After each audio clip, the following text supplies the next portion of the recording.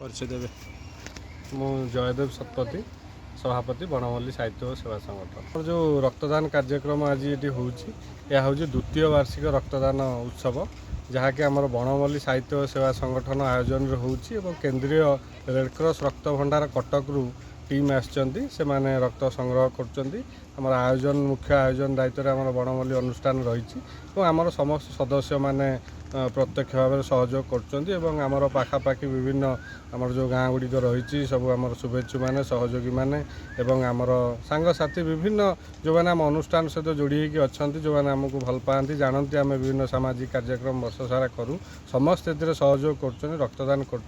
अत्यंत सुरुखुरु भाव में आमर कार्यक्रम केते यूनिट लक्ष्य रखिछन्ती आम पाखापाखि 70 ରୁ 80 यूनिट संग्रह हम बोली आम आशा रखीचु। पूर्व वर्ष भी आमर 60 यूनिट पाखापाखि होता आउ ए वर्ष बहुत भल हम बोली आम आशा रखी। आधार कौन सामाजिक मेसेज देते निश्चित भाव आप जानूे आम भारत में हो ओडिशार हो तीव्र रक्त संकट रही रक्त संकट आहरी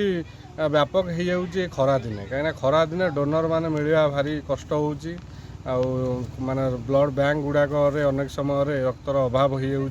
रोगी हंतसंत होती जो मैंने आमर जो सिकिल सेल रोगी हूँ कैंसर रोगी हूँ थैलासेमिया रोगी हूँ एम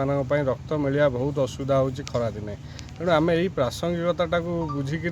आम प्रतिवर्ष आम आरंभ कर कार्यक्रम आउ चलित वर्ष आम आयोजन करचु। आज यहाँ आमर बृंदादेवी प्रकल्प उपरा विद्यालय आयोजन होउछि आमर 9 घटिका सकाळ 9 घटिकारु आमर कैंप आरंभ हो गला पाखापाखि आमर 30 ରୁ 35 जन लोक वर्तमान सुधा डोनेट कर सारे आउ अनेक लोक आम आसी पहुँचुंट आ कार्यक्रम बहुत भल हम आशा रखी।